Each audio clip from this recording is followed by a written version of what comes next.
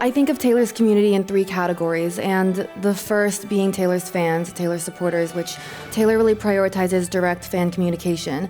20 years ago, when Taylor was walking into record labels for the first time and meeting with these executives, she was able to say to them, hey, look, I already have fans. She was really cultivating her supporters from that young age when she didn't have a marketing team. She didn't have anything. She was just a girl with a dream. And the second category I think of are colleagues, so people who work for her, people who work with her.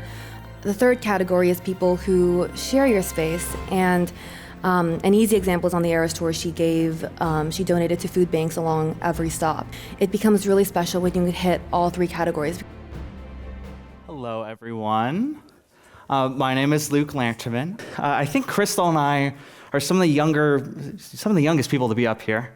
And as Taylor herself once said, when you are young, they assume you know nothing. But Crystal knows everything. Her Taylor Swift course was a headline heard around the world. There were a lot of different perspectives. I think because the class took on some economic and business perspectives, it was fun to write about a songwriter, not just in the context of like an English literature perspective. And something that stood out to Crystal was the American Bar Association writing about, from a legal perspective and their coverage on the course. It just showed how multifaceted everything was, and just the course in general. We had guest speakers from communications, from poetry backgrounds, from journalism backgrounds. I was lucky enough to be the lead facilitator of the course, and I'll tell you, no article could really do it justice. But we're in luck because she wrote a book containing a lot of the things from this course, and we get to share it and talk about it with all of you. I'm really excited. As someone who is really interested in the overlying lessons from society, from policy, and music, I can tell you it is a wonderful exploration of all three. And as a friend of Crystal's, I can tell you that I can hear her voice in every word on every page. And I'm excited for you all to hear it too. So, without further ado, I'd like to welcome the author of The Glory of Giving Everything and my friend, Crystal.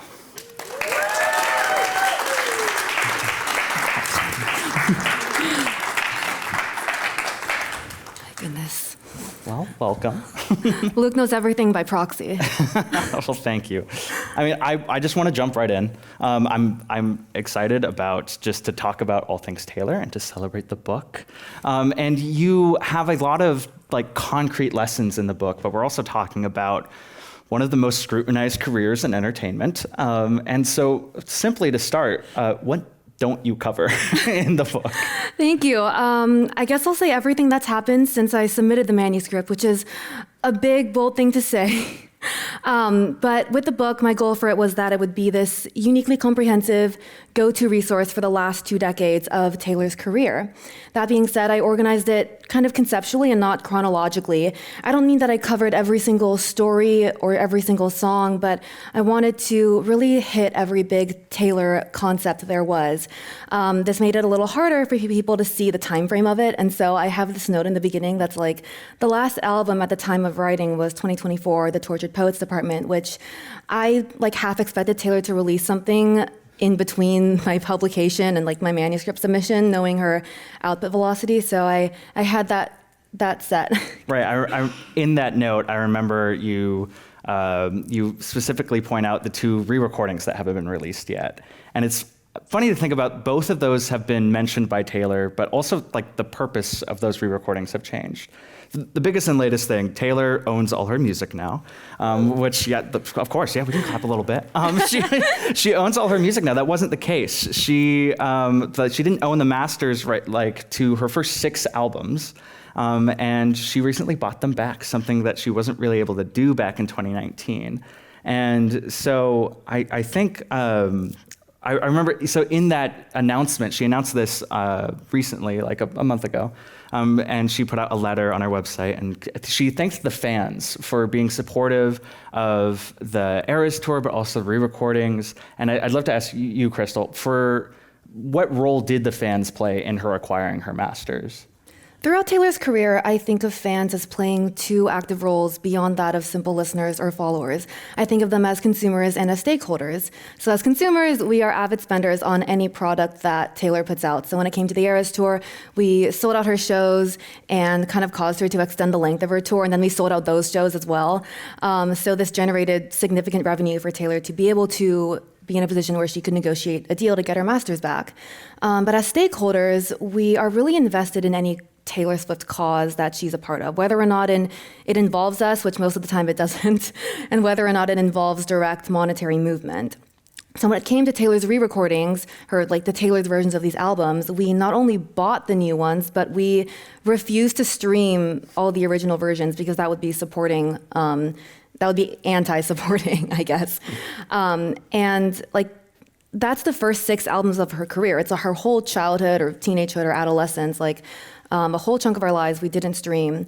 And it's just this devalued the original recordings such that Taylor was able to then buy them back at a very reasonable and affordable price of $316 million.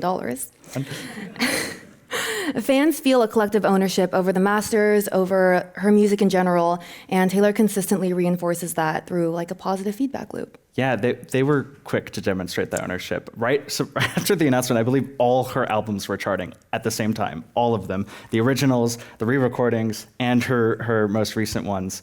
So I think there's clearly a emotional weight to these re-recordings, but I think to the uninitiated who don't know the whole backstory, it looks different. I remember hearing from people why is she recording the same album twice? Is it just for more money?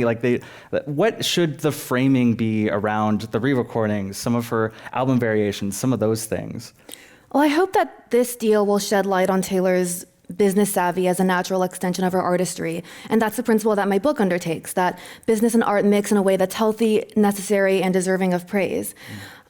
Taylor pushes herself to exceed industry standards and even capitalistic standards because doing so is what allows her to continue creating art and creating what she loves.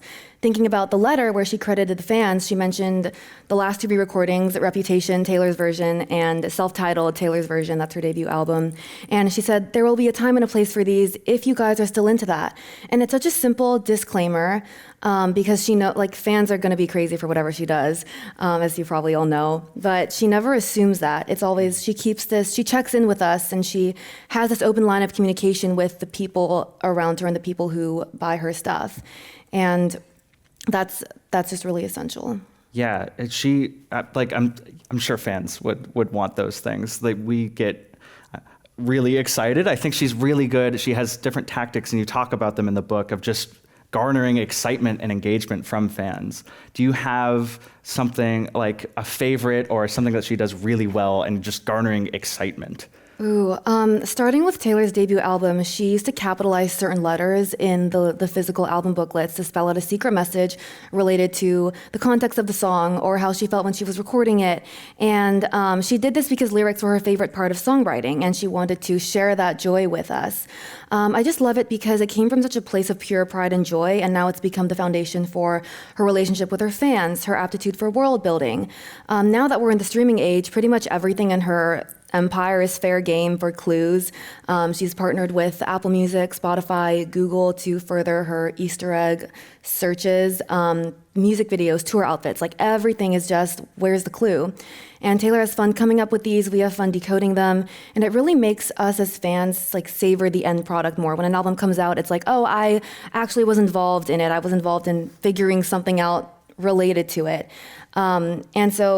But the original form, those capital letters, that is my favorite. I love when she just goes back to that original form. I have to ask them, what's the best message that she's hidden? Oh, there's so many, but I think the funniest one, it's a song that you guys probably know, You Belong With Me. The secret message was, love is blind, so you couldn't see me. Okay, yeah, and that's 17 years ago, because 2008. It's just interesting to think about that she has hits from back then, and then also she's still making hits now. I think that timeliness of her career, it makes the book timely as well. But something else I wanted to talk about is that I think another thing that makes it timely is Taylor's more and more popping up in the academic space. I remember in the class showing the students a chart that was just research publications about Taylor over time. And there was a spike in 2016, a spike in 2019, but then after that, it just shot upwards. And I'm curious your thoughts on that. Yeah, I don't think it's going to slow down anytime soon. In 2016, there was a little spike, I think, because Taylor was having this very public fall from grace, quote unquote. She was having celebrity feuds. She was ending her longest term relationship to date at that point. Her girl squad was dissolving. And in 2019, Taylor was starting to become more vocal politically. She would advocate on behalf of certain groups or certain political parties. And those 2 years offered really interesting angles for research from, she's not only a pop star that is an entertainer, but she's more of a character with nuance and a platform. But now she's put on the tour of the century. That it's a real award. It's a real Yes. award given by iHeartRadio. And the century hasn't even started yet. We're in the grand scheme of things, we're very early in the century, but they all know nothing is going to beat this tour, the Eras Tour. Taylor's not the only one who is a talented songwriter. She's not the only one who can put on a good show. She's not the only one even with a global presence, but to me, she's the only one doing it consistently, simultaneously, and on this scale. And that's part of the reason that her career is so interesting through different disciplines and through different lenses, and why she's worth looking at. I think that it's easy to like her now, and that almost everyone you meet says, "Oh, I like Taylor Swift." But a lot of us longtime fans remember when it wasn't so cool to like her, and we've kind of seen it up and down, rise and fall. And so I'm just so honored to get a chance to contribute to Taylor's academia. Yeah, I think that's another thing that makes it interesting, is that you're writing as a key representative of Taylor's core fan demographic. And what you said there, with it being more mainstream, even a little, just calling, it's casual to call yourself a Swiftie, and there's more positive things associated with that. There's still definitely some negativity. I remember when some of those headlines I mentioned at the beginning, and the stories coming out about the class, and there seemed to be people just baffled at what could possibly be going on? What are you learning in a class? I find that it's this weird aversion to meld pop culture and academia. I think, in my opinion, it should be pretty clear that studying someone who has garnered so much success in this society would then lead to you learning things about that society. I mean, I think you do a lot of things of blending over different, as you mentioned, subjects, and I think you have a chapter of where you just ask what economic principles can be applied or to the craft of songwriting, and so just as a little taste of that, how does Taylor create songs with high replay value? Taylor does make the kind of music that you want to listen to again and again and again, and that's rare in today's world of declining attention spans and infinite informational access. When it comes to her songs, there's lots of perspectives you can go from it, and I'm not really a musician, but from my perspective as an economist, I think that structure, lyrics, and context all play a vital role in lengthening the shelf life of any given Taylor Swift song. Structure, Taylor always mirrors the story that she is telling. So whether or not in a song there's an extra element that you didn't expect, or there's an element removed that you thought would be there, it's always driven by the plot, and it really envelops the listener in the song. Lyrics, Taylor writes metaphorically, connects to other work, and leaves it open to multiple interpretations over time, inviting people to just revisit and reinterpret things. And context is always purposeful, whether Taylor is writing from real life or inspired by fiction. It kind of gives people a glimpse into her thought process, her values, etc. So in business terms, I think of, structure gives that commitment to quality that consumers want. Lyrics give this increasing return over time that consumers need, and context gives kind of this seemingly exclusive angle that consumers crave. Yeah, that makes me think of Invisible String, which is one of, if not my favorite song. I think I can picture framing that song as a good product, and taking in some of the stuff you were saying. I remember a speaker from the class pointing out that at every instance of the chorus, she uses a different adjective to describe the word time, and just that repeating, that I like thinking of that song as a good product. I'll say that. You're a satisfied customer. Yes, I'm a satisfied customer of that song. Invisible String is a really pretty song about how the universe brings people together. And structurally, it has this extra verse after the bridge, right? And the bridge is that part of the song that sounds different. And before she goes back to the chorus, which is the part of the song that repeats, she has this extra verse. And like, to me, it kind of mirrors how in life you would meander and do things you don't expect, but you'll always go back to like that chorus, kind of like that where you need to be. And lyrically, yeah, you noted the characterization of the passage of time and these different adjectives, because, and to me, like, that mirrors how people change and evolve, but time is kind of this constant, steady flow. And that adjective switch up gives the song a really powerful up and down. And like, it takes multiple listens for people to build an appreciation for how these elements work together, and that's why we'll always go back. Mm-hmm. The songs are really good as standalones. But something that you talk about is that they begin to interconnect with, in different ways, the songs connect to each other, but they also connect to what's going on in the outside and what's going on in Taylor's life.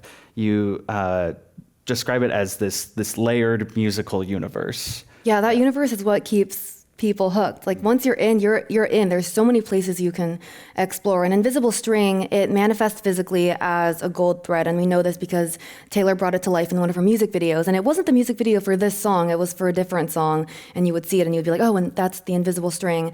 And in the video, Taylor kind of follows it to her destiny.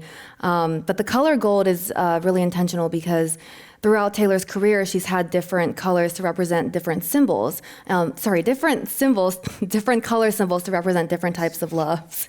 And like, you don't have to know that, but if you do, then the gold color of the thread kind of fits in really nicely. And this song was released in 2020. It was about Taylor's partner at the time.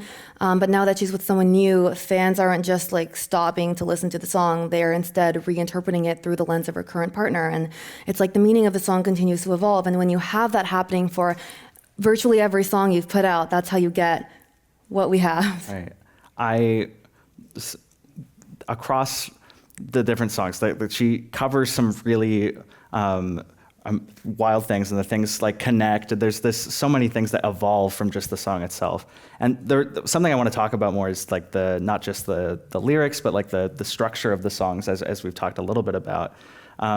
Something I didn't notice until I was hearing songs from across eras, back to back to back, like the big ones, smaller ones, just all across when I was watching the Eras tour. Is how often she uses some rather basic chord structures, just like the usual 4 chords. And I was noticing more like these bigger songs and small songs that she just gets this solid bass and grows off of. It really speaks to her relatable appeal. Like, Taylor's able to layer these complex melodies, complex plot lines over these really foundational chords. And I think fans are always looking for ways to feel closer to Taylor, feel connected to the music, and one way they can do that is by playing her songs because the chords are so accessible.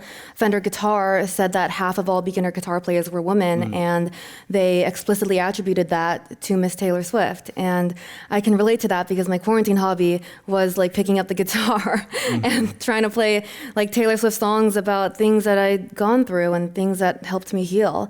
But Ronan is something I didn't play. Yeah, Ronan is a really interesting song. It was the second to last song I played. The lyrics are about a real boy, Ronan, who unfortunately died from neuroblastoma, but the lyrics are from Maya Thompson, Ronan's mom's blog, writing about caring for Ronan and that whole process. And Maya Thompson has writing credits on the song.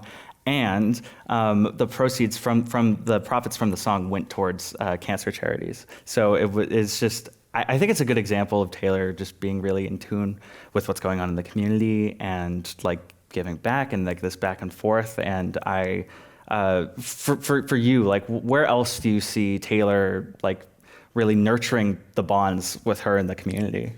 God, everywhere. I think of Taylor's community in 3 categories, and the first being Taylor's fans, Taylor's supporters, which we talked a little bit about today. We've talked about how Taylor has created this layered musical universe for fans to feel engaged and hooked on how all of her things interconnect. But more than that, Taylor really prioritizes direct fan communication. 20 years ago, when Taylor was walking into record labels for the first time and meeting with these executives, she was able to say to them, hey, look, like I already have fans. She was communicating with them on MySpace, throwback, and she was telling them about music she had in the works and getting their feedback on things, and she was really cultivating her supporters from that young age when she didn't have a marketing team. She didn't have anything. She was just a girl with a dream. And since then, she's leveraged almost every other platform you can think of, Tumblr, TikTok, Instagram, Twitter, to respond to fans' comments or send them a surprise gift to their home, or honor their request in a live performance. Anything she can do to make fans really feel like she knows them and that she'll do something to make us go crazy. And the second category I think of are colleagues, so people who work for her, people who work with her. She's been known for being very generous with her bonuses. On the Eras Tour, she gave out bonuses at almost every segment for every crew member on the Eras Tour.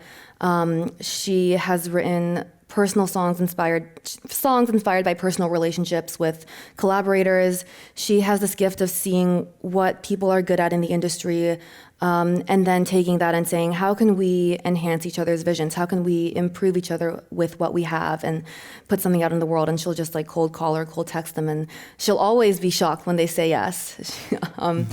And again, like 20 years ago when her debut album came out, like DJs were playing her songs at radio, and she would bake homemade cookies and bring them to the radio stations as a thank you. It's business, but it's truly genuine. And the third category is people who share your space. And an easy example is on the Eras Tour. She donated to food banks along every stop.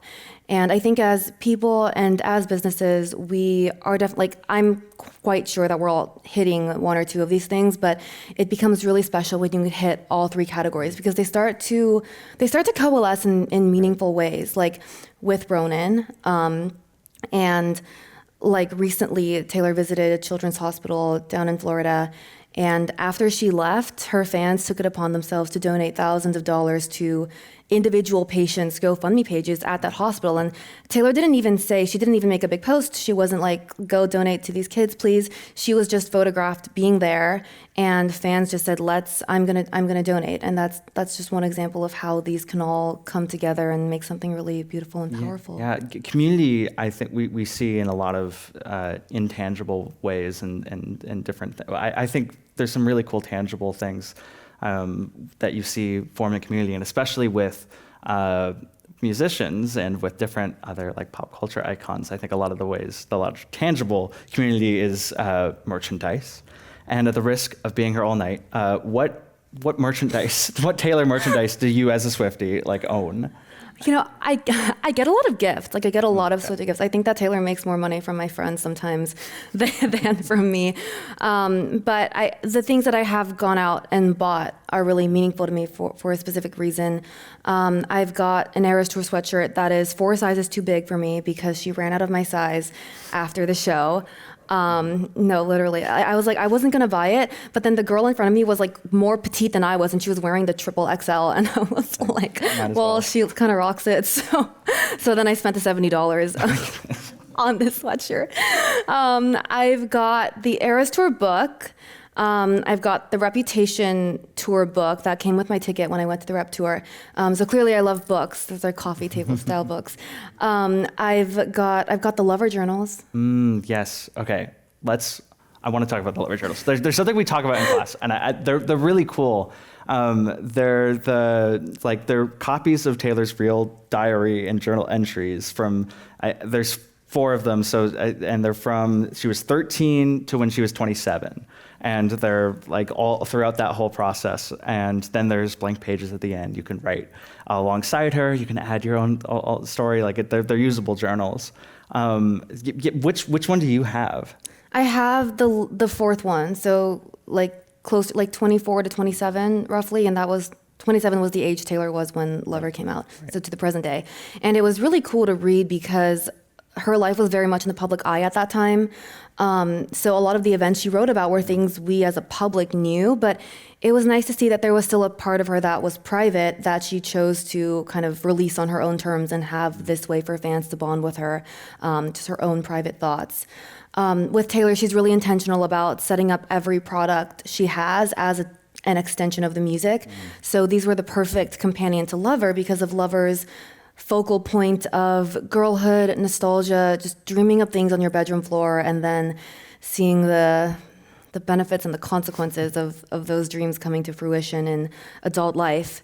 So for some fans, I think buying Taylor merch is really essential to their experience of simply being a fan. So I know some people who have collected all 4 Lover diaries because they wanted to feel closer to her and say, like, you know, it's this is my fan status. Like, I'm a Swiftie, I have all 4 journals. I know what she was thinking about from the ages of 13 to 27.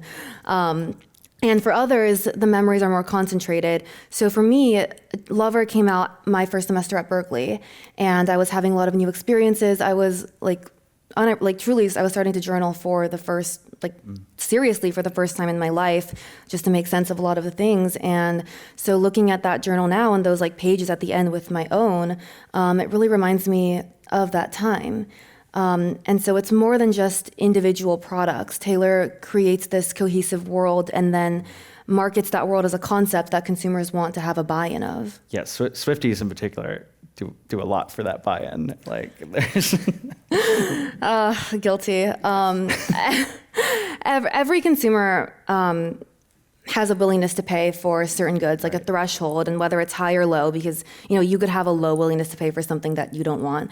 But Swifties value anything Taylor puts out a lot. The more you value something, the more you're willing to pay for it.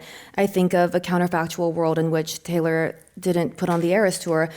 I would have spent my money on different sporting events, concerts, vacations, but it's really highly unlikely that I would have chosen to spend that money on that much time, energy, effort, and money on a tour that wasn't Taylor related. Mm-hmm. I mean, or actually, chosen. I'll hone in on that word there. It's a choice. Right. It's a choice. Taylor puts things up for sale and we choose to buy them. It's like, you go on vacation, you can choose to buy a souvenir. Having it might bring you joy because it's connected to the vacation, but you don't have to have it to relive the memories. And with Taylor's music, it's pretty universally accessible. You can stream it, you can listen to it on YouTube. And you don't need merch to listen to it and to have your own experience with it, but you can choose to elevate your offerings in that manner. And Taylor makes us feel, she's really excellent at making us feel like we want those things. We want those things. We're not forced to have them. And every Swiftie would agree that these are things that we want. Yes, and I spend money on her. We do. She's a billionaire. So it's something that we talk about in the class. I think is really interesting to point out with more that adds on to that she's a billionaire. She is the only billionaire who the majority of her worth is from her music and from being a musician. I think other musicians who are also billionaires, they have other companies that are not explicitly attached to her music. The majority of her worth is from the value of her music. I mean, the Eras Tour itself is a multi-billionaire. That at its end, it crossed over $2 billion. And we could have a whole thing just on the Eras Tour. Another hour. There's so many different records it broke, interesting statistics, facts. I think about the $15 seats that were sold with no view. They were behind the stage, and then even those got scalped to hundreds, if not $1,000. People bought them. And people bought them. So just you thinking about the Eras Tour, is there anything like that, interesting facts, statistics that you love about the Eras Tour?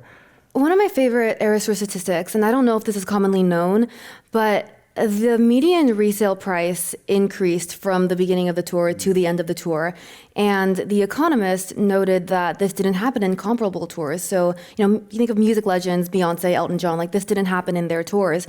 And this kind of demonstrates that Taylor's performances, just like her songs, have increasing returns over time. The hype just built up and up and up. And the $15 seats, those were offered at the last show. I think it was in Toronto, the last stop, and those were the ones that were getting scalped for thousands of dollars. And the most interesting thing about this fact is that when the price was increasing, it's not Taylor being like, I'm going to charge more now that I'm getting like even more popular. It was the resale tickets. Like it was projected value. It was what people on the secondary market believed she was worth. This is the value of going to a Taylor Swift concert. And then people would buy that and reinforce that idea. It's not money that goes to Taylor, but it's money that circulates around her because of everyone agrees on what she's worth. Mm-hmm. Yeah, it's like that whole tour, and just like with things like everything around it was like a part of it.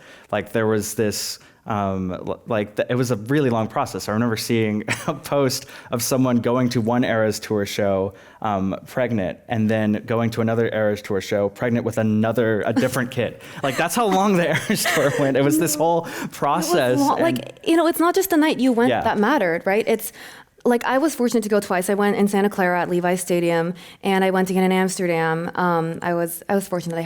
I was speaking at a conference in Amsterdam like the day before, and then I celebrated by going to the tour.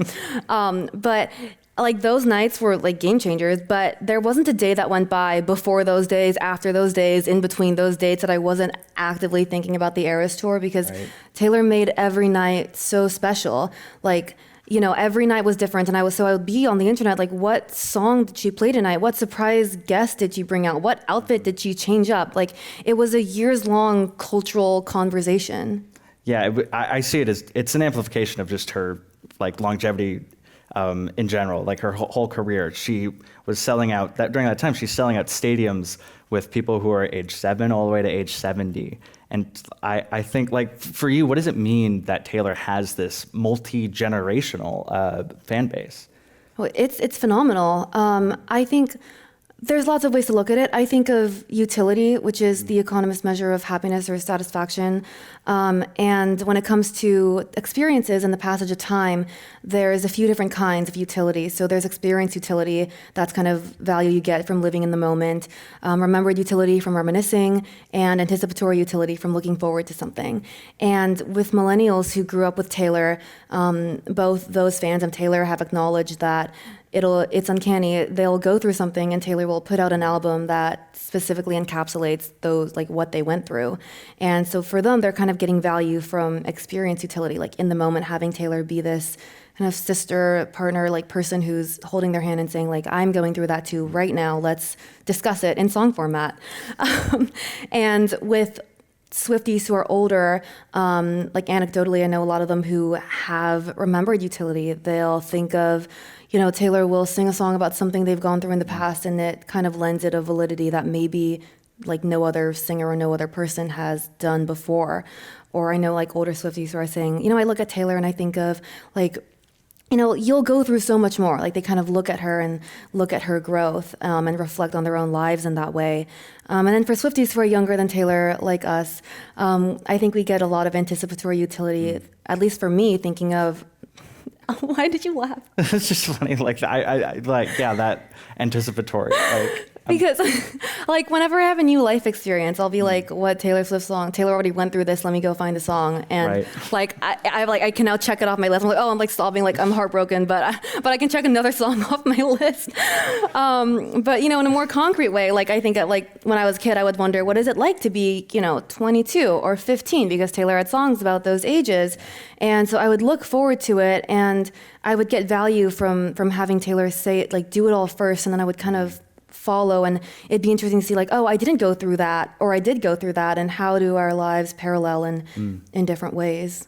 Yeah, I think what you're touching on is some of her intuition, and like she has some sort of intuition with like what's going to be relatable, what people are going to relate to. I think she also has this intuition of like what if you're as an entrepreneurial sense, like when to adapt, when she's going to release something. And I think, like for you, what is something that could be learned from an entrepreneurial sense of like when to pivot, when to adapt, when to release something? What do you see that with Taylor? One thing Taylor does exceptionally well, I think, is mapping her idiosyncratic milestones to larger shared cultural contexts. One really simple but fun example is last year we had a solar eclipse. And this coincided with the impending release of the 2024 album, The Tortured Poets Department. And she happened to have a lyric that was half moonshine, full eclipse.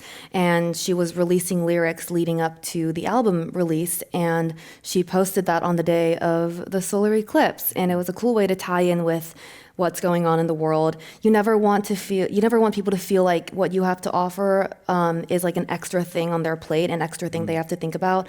So kind of elevating like your offerings to what people are already like posting about, thinking about, talking about with friends. Like it's a cool way to insert yourself into the conversation.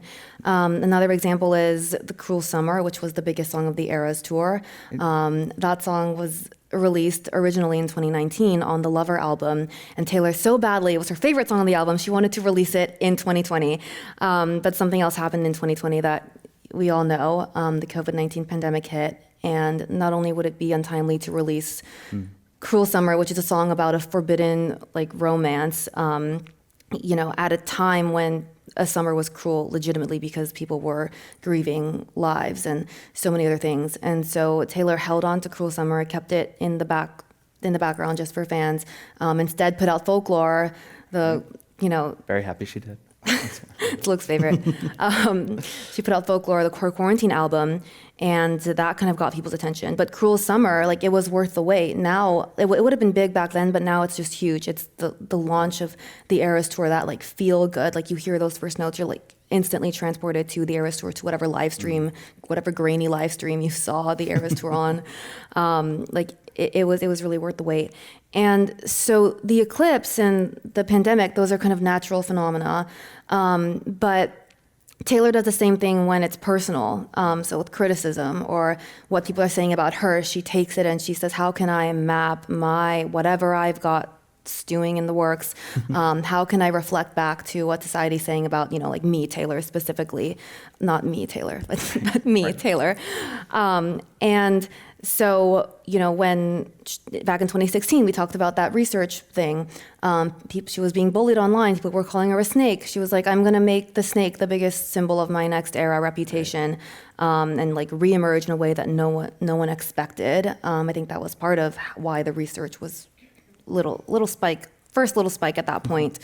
When her album didn't win Album of the Year, she was like, I'm going to switch directions, because she'd won Album of the Year for one country album, but she'd had 4 at that point. And she was like, I need to change to pop. I need to put out a pop album. She'll write songs addressed to her detractors or about how she felt about them. She's always in conversation with whatever is happening around her. She doesn't live in a bubble. She knows, she's really aware. Yeah, I think the usual advice is like, oh, you're better than that, you're above it, like just ignore it. But she's really good at just. You can turn it around and put it in your favor. Yeah. Like you don't have to just ignore it. She gives everything, and you can probably see where I'm going with that. I'm just curious about the title. Where does that come from? The glory of giving everything. What is the significance of that? The glory of giving everything it's really personal to me, but it's adapted from a lyric from a song called Clara Bow. And this song is about the transience of women who work in entertainment. Clara Bow was a silent film actress back in the day. The song also references Stevie Nicks. And the lyric is take the glory, give everything. And it kind of explains how women in entertainment, maybe like more so than men, they take the fun and the fame and the prestige, but at the same time, every part of their life is subject to public consumption. Everyone wants to know everything about their personal lives. And at the same time, they have to give everything, like they have to give their all to their craft and dedicate and work really hard, because society can decide that, we can dispose of women and get someone younger and newer and, better. But with Taylor, I think rather than a simple trade-off, I think that fulfillment and success and joy is found in the giving itself. Like the glory is in that whole holistic process. It's not just I'm giving up something to get something. And just like as an educator, as a member of this community, I'm a Bay Area native, like giving everything and serving the people around me it's just so core to who I am, and I wanted to reflect that in the book. Yeah. So Clara Bow, I love that story, and I love Clara Bow's from Tortured Poets Department. We have a little thing where I would have assumed that Tortured Poets Department, knowing you, I know it's your favorite. So I would have assumed that would have been your most mentioned album in the book, but I think we have here a chart of all the different albums, and you can see on the screens here the mentions. Tortured Poets Department is... I wrote this unbiased. It's unbiased. It's if it was up to me, it'd just be speaking out TTPD. Like, that's it. Right. It's No, I love all I agree. albums. I agree. It's impartial. But yeah, I mean, 1989 is mentioned the most, and I believe, debut up there, Taylor Swift, is mentioned the least. I'm curious why you think that might be, just in the mentions of the book. This is a silly chart, but there are serious charts in the book, like actual serious charts that that I enjoyed making because I'm a consultant at heart. But one of the graphs in the book kind of traces paparazzi photos of Taylor over time, and you can see in the 1989 era, which, not to be confusing, this was in 2014. The spike of like paparazzi photos taken was huge. She really wanted to be seen during this time, and so. Unconsciously, I mirrored that in the book. There's just so much material with 1989. It's the most awarded pop album of all time. It consisted of this mindset shift of how Taylor approached her romantic relationships, which she covered widely in interviews back then.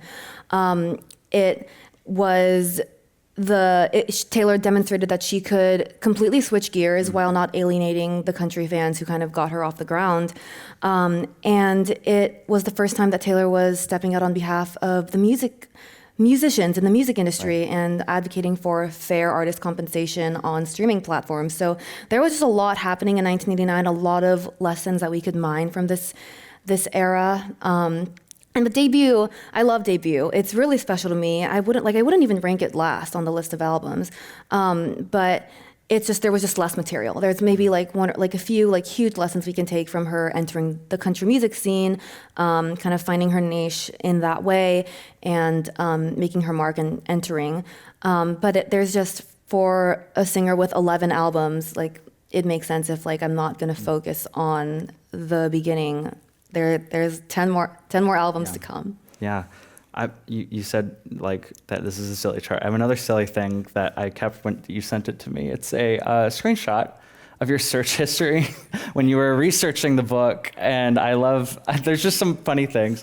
Obviously, I know the research process was not just YouTube links, but I loved some of this, just the screenshot of you're searching for, I'm not gonna write a song, let's go to the club. This took me 10 minutes, 10 minutes to research. Right, so I guess this is just my way of asking, what was the research process like? What was it like, writing about Taylor and finding these things and getting those charts and things like that? So about the screenshot, the full quote above is Taylor's in an interview and she's talking about her pop album 1989, and she's telling the interviewer, coming from Nashville, there's always going to be an element of storytelling. I'm never going to write a song that is just, I'm going to go to the club and dance. There's always going to be a backstory, even if it sounds like that, but there's always a reason. And growing up a Taylor Swift fan, I dutifully watched many of these videos as a kid, and her quotes would just ring in my head.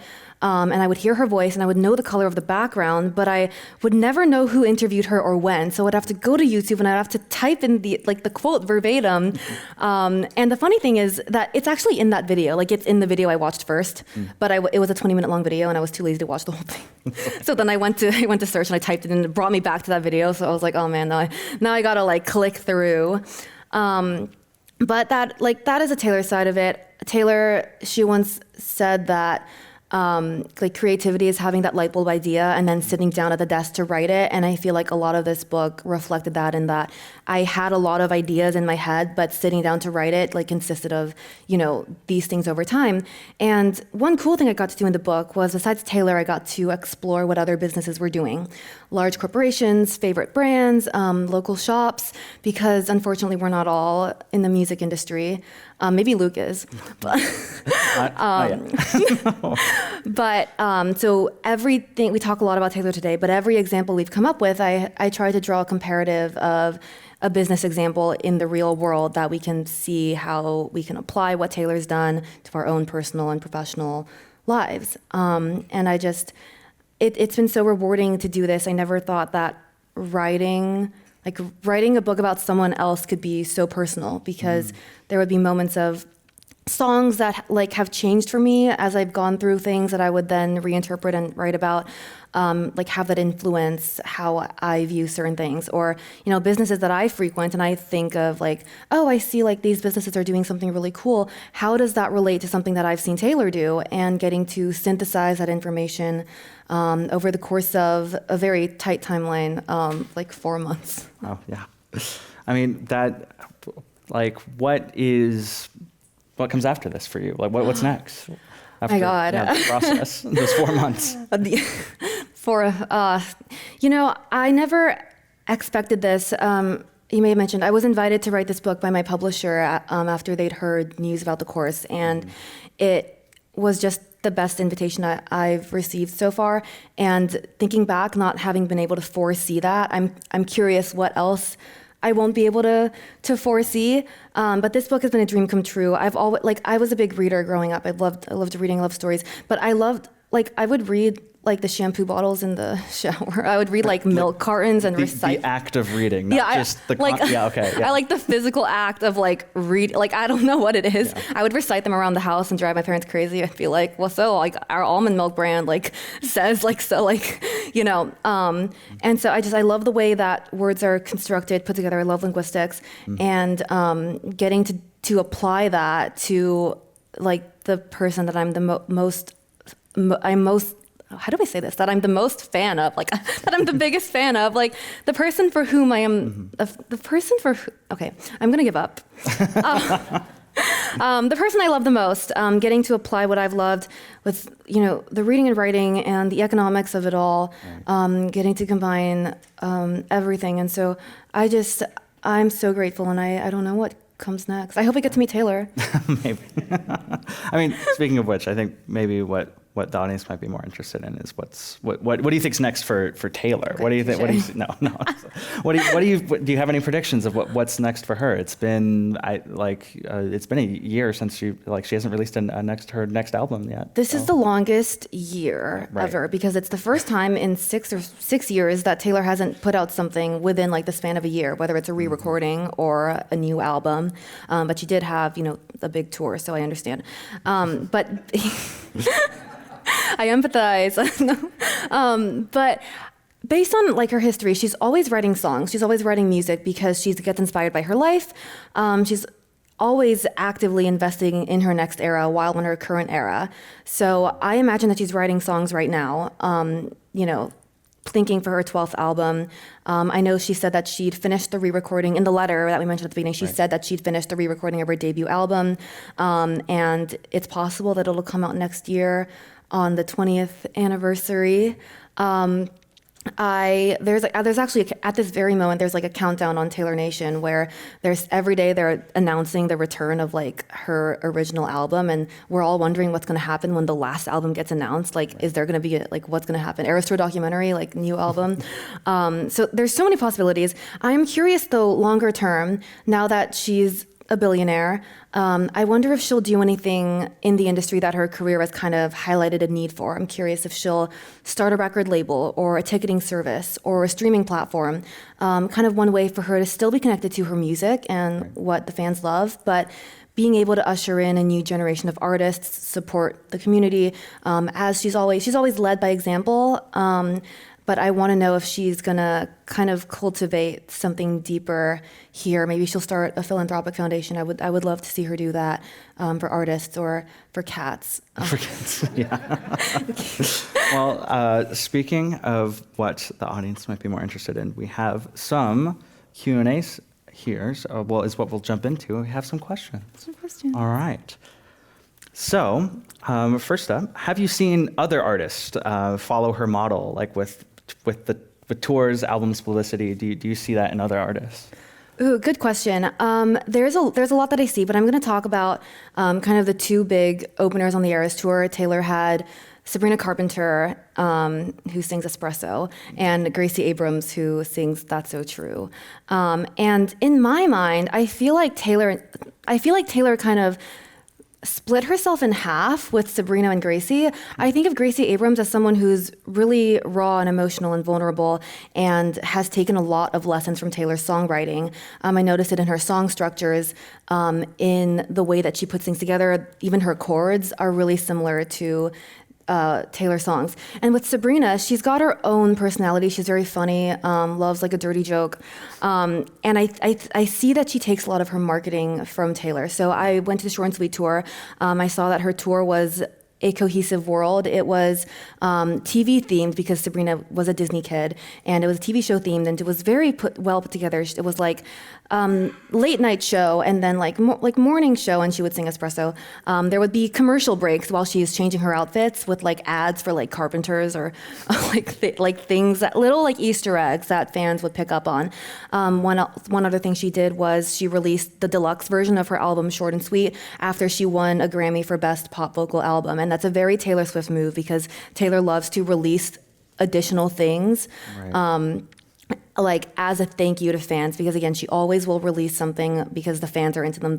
Fans continue to buy them. There's a thriving market for her products. So similarly, Taylor and Sabrina, they always say like to the fans, I'm releasing an extra version that you get to have. So thanks for the question. Yeah. During your research, was there anything you learned about the Taylor Swift business model or Taylor like that surprised you or shocked you? Ooh, shock. That is a big word. Anything that surprised me. I think a lot of the things that I wrote about in the book were foundations and seeds of things that I've been talking about for years, but I never quite had the name for them. And so writing this book, I was really allowed to go much deeper and, like, as I said, connect it to other businesses and see how those things come together. And I was really fascinated by how easy it was for me to connect to other disciplines, because business, it has a certain connotation, but I was able to link it to psychology and, like, her personas, like, remind me of her psychology, and economics, how you can really treat everything, even songs, something that's intangible, something as a product.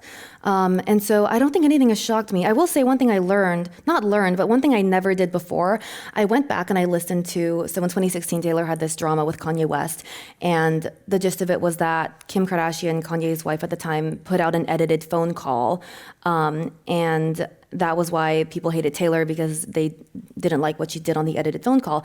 But years later, the original phone call came out, and I never bothered to listen to it. But for this book, I was like, I will sit down, I will listen to it. And it was quite illuminating in a way that Taylor impressed me even more than I already was through the phone call, because you could hear Kanye West just saying like ridiculous thing one after another, but for 26 minutes, like, she was there, she was like listening, and she even said like, I'm so glad you're not going to do this thing. And he says, yeah, Taylor, like, I'm not going to do that thing, but that's the thing that he did, which is crazy that part was edited out.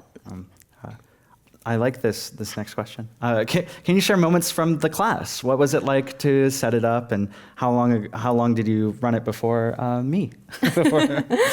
Oh, the class was so much fun. It started in spring 2024, and we just wrapped up our third semester. So I did it spring 2024. It started off at the Haas School of Business. It was really fun. I think that the difference between a class and a book is that in a class you ask more questions, and in a book you answer more questions. Right. In class you kind of get this feedback from students, this like real-time discussion that's really, really fun. And in the book I don't have that, so I have to anticipate what the reader's going to think. But it's really, I love the challenge of putting it in the book, because teaching was a skill that I developed because I love Taylor, but writing is something that's more innate to me. And so with the class, it was really fun for me to think of ways that we could bring to life some concepts and do it in a way that was more interactive. One of my favorite ones that I came up with when I was at Haas was like a figurative language game show, and we would put like the literal translation of a lyric, and then remember that? Yes.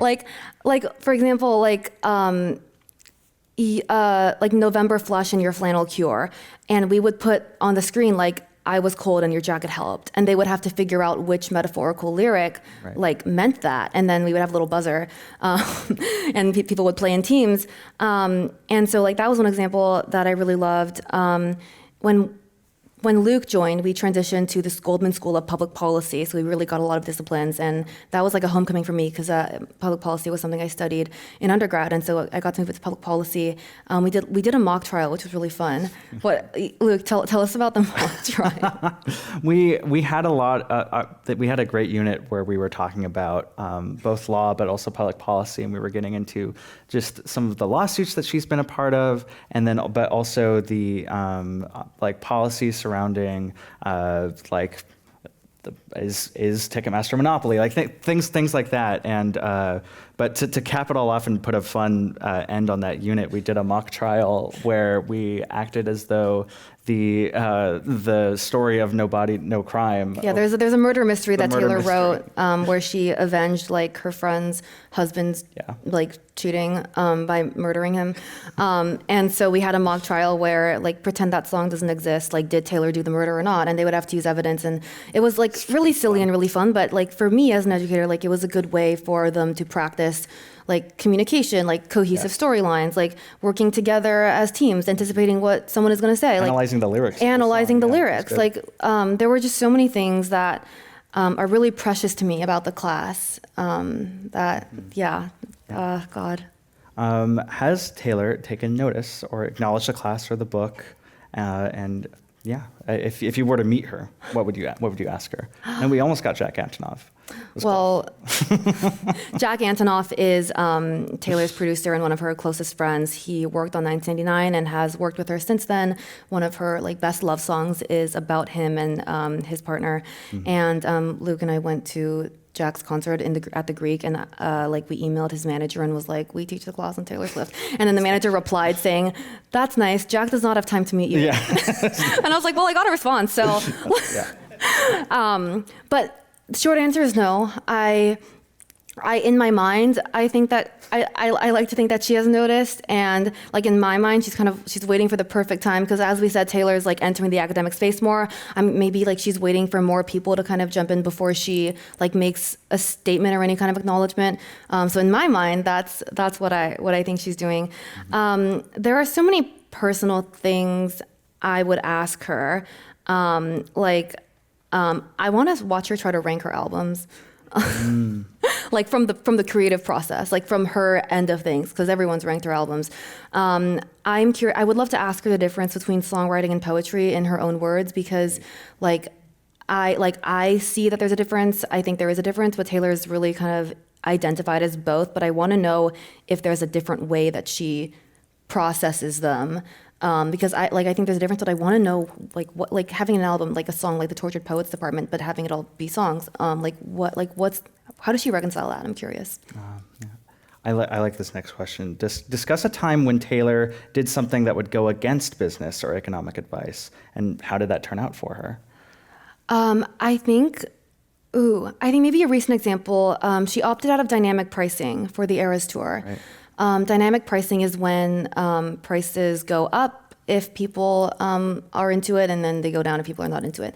And so with dynamic pricing, the resale prices would have been like the actual face value ticket prices. But Taylor said, no, I want to make this show as accessible as possible. I want it to be for the fans. So like when I went to see her in Santa Clara, my ticket was $250. Great seats, $250. When I went to Amsterdam, that was a different story. And I would prefer to forget how much I spent on it. But kind of that, you would think that a move like that wouldn't be lucrative because, you think you always want to cater to the market. But instead, she's like, no, I'm charging this price and this price alone. But it's really, people admire her more for it. She's kind of investing in the longevity of her career because like Eras Tour, it's not the end, even though it's kind of a culmination. But she says like, no, like I want to, like the rest of my career, I want fans to remember that, she didn't overcharge them. And they'll want to come back to her next tours. They'll want to keep supporting her. And we keep supporting her because she does put us first. Now, the Ticketmaster everything is a separate like systemic issue, and that's like another thing I'm curious if she'll address like industry-wide. But opting out is kind of like the first step.